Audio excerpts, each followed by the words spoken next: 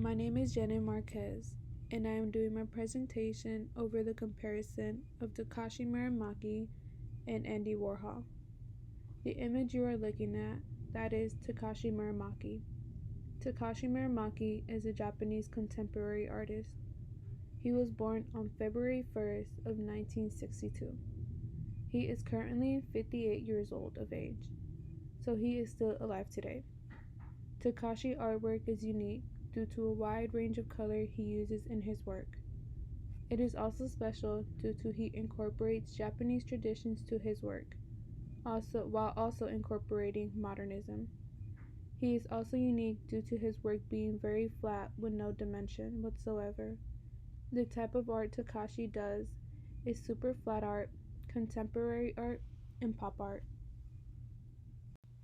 The second artist you are looking at is Andy Warhol. Andy Warhol was an American artist. He was not only just an artist, but he was also a producer and a film director. He was born on August 6 of 1928 in Pittsburgh. Andy Warhol died on February 22nd of 1987 in New York. Andy was known as a leading figure in pop art.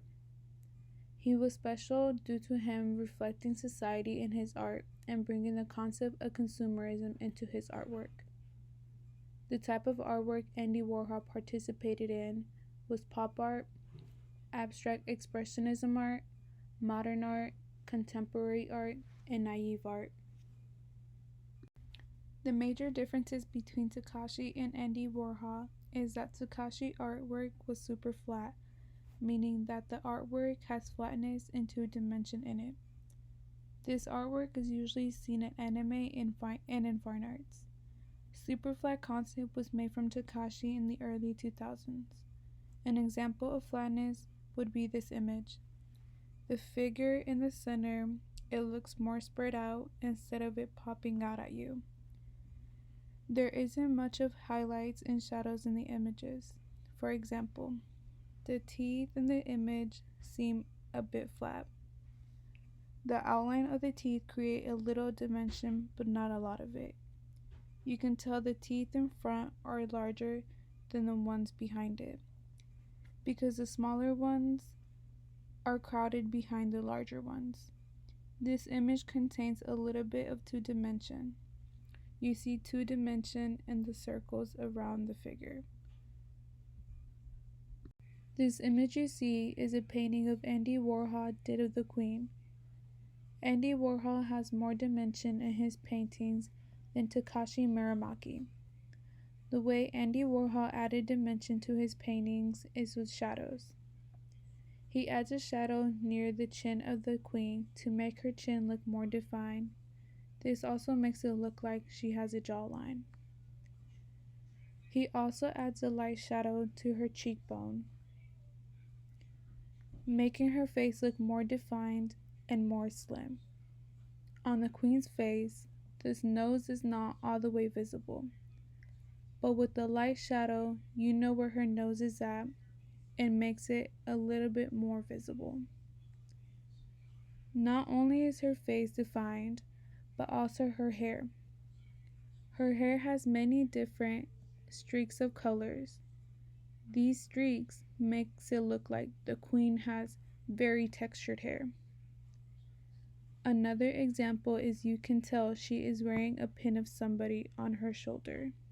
It is not really visible as to who it is, but you know that it is somebody.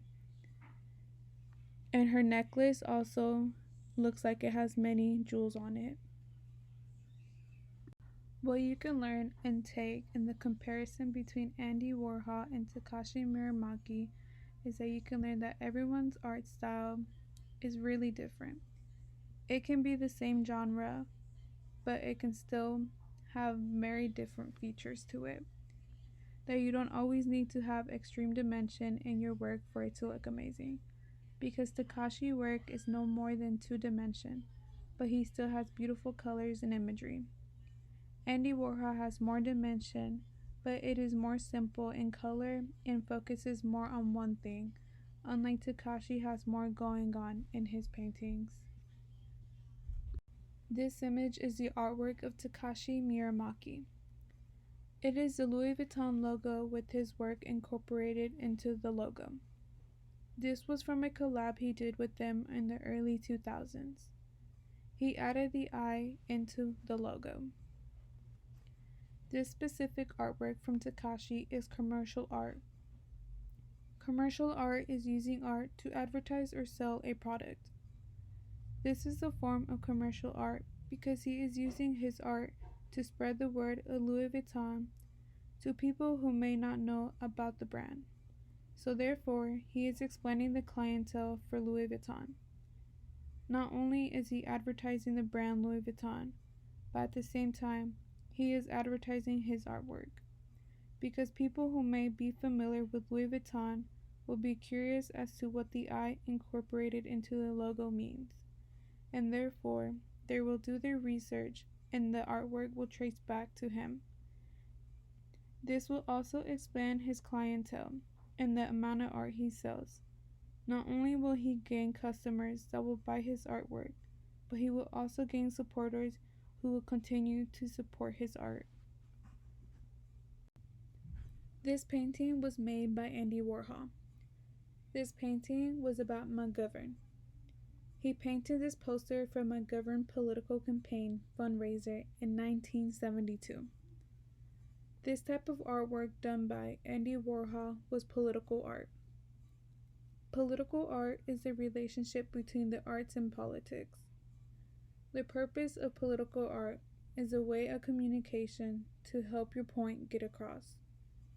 It is used to help inform people and persuade them to change their minds or for them to continue thinking the way they do.